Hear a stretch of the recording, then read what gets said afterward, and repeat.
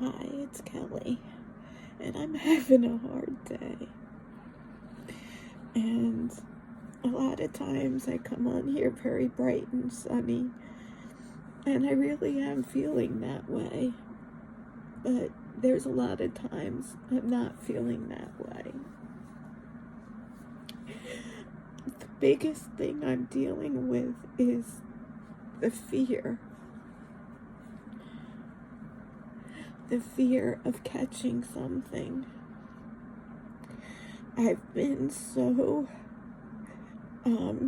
had such a weakened immune system for so long.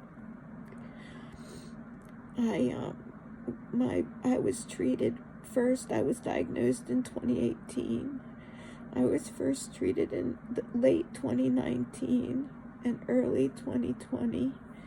January 3rd, 2020 was my last treatment, and that treatment almost killed me.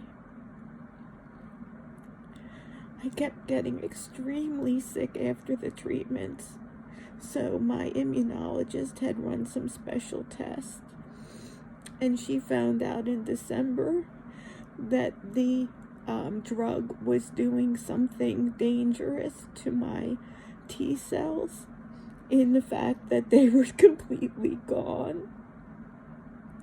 And my oncologist I showed the test to said, I don't know what to do with that information.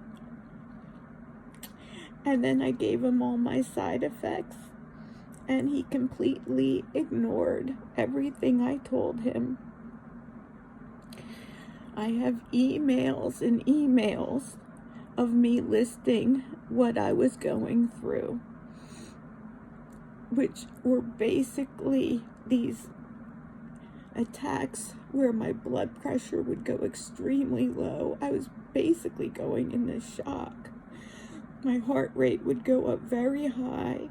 My entire body would burn out, and I would literally just lay there and concentrate on breathing and hope that I would survive it. Time and time again, thank God, my body pulled out of those responses. I had one of those at the hospital after my big chemo dose on Tuesday, and the nurses could not believe that I had repeatedly gone through those kind of attacks, like several times a day. So after January 3rd, even though I stopped going in for treatment because of the damage to my immune system, I had no T cells. T cells are the cells that identify viruses. And so I had shingles and all over, but because I was on Valtrex, they weren't making pustules, just bumps and lines. And so there was nothing that they could take, so they kept not believing me. So I had terrible pain from shingles for months and months and months. Until finally, my family doctor believed me and gave me more Valtrex. No other doctor wanted to. They said that it would kill my kidneys, and that they didn't want to get sued for my death. Anyway, I'm feeling extremely vulnerable today. I probably have, because I had absolutely no T cells then, I know that I probably have more T cells now. But I know that the other parts of my immune system are even weaker probably than they were back then, because they're just starting up, and I'm still making bone marrow. And I just feel incredibly vulnerable because of how sick I was in the past. I honestly wasn't sure that I was going to make it through those times, but my single focus was always on my children, and that I would live to see them graduate from high school no matter what. I was not leaving them before they graduated high school. And so I waited, and we did the risky transplant while they're in college. And now if I make it through this, my next thing is I can't go anywhere until they graduate from college. Anyway, this morning was really hard because, like, if there's going to be germs around me, I need, like, some time to get accustomed to it and to figure out how I'm going to protect myself. And unfortunately, this morning I was only given 10 minutes notice that Mark was going to have to pick someone up from the airport, and that I didn't know.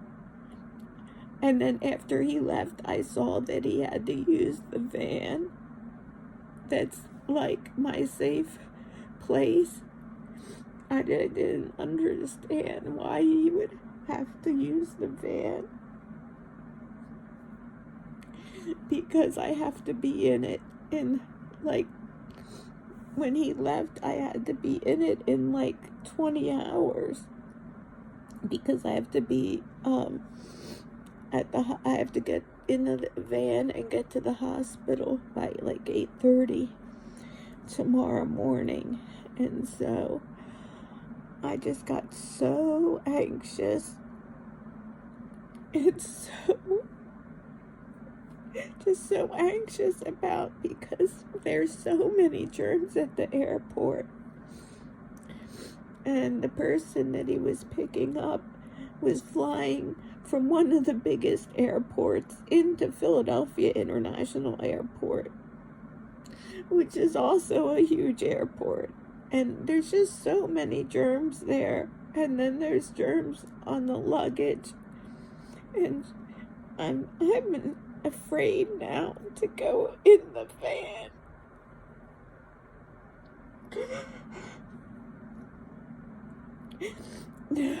They said my husband, Mark, who had to make the airport run, and my kids said they'll clean the van. But I don't know if I'll be able to get over my fear even once the van's been cleaned. Even if I know it's irrational, because you can't see germs. You don't know when they're there. You don't know. I just saw an angel go fly by. I just saw something that looked like an orb fly by, and it's probably, I hope it's one of my ancestors.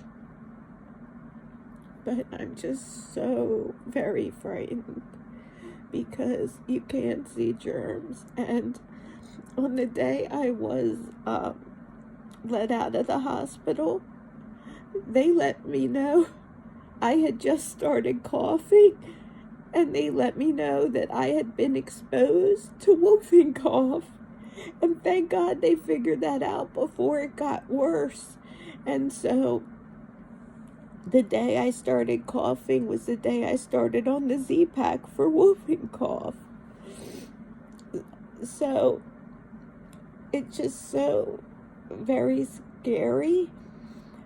Thank God they have an antibiotic for whooping cough, and they have some medicines for some things, but like they don't have anything for the common cold, and I don't even know what that would do.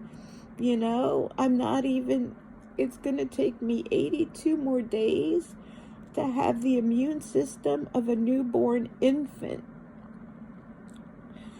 So it's just incredibly, incredibly scary for me. And I guess I just thought I would come on and vent about it and let you see some of the real fear that may be rational. It may be irrational. I don't know. But please pray that I can get over my fear, and that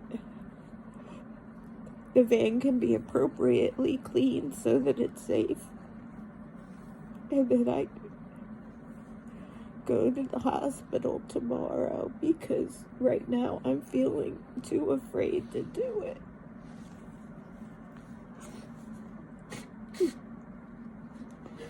And I want to thank y'all for listening. I love and appreciate you all, and I know this is hard on everyone around me too.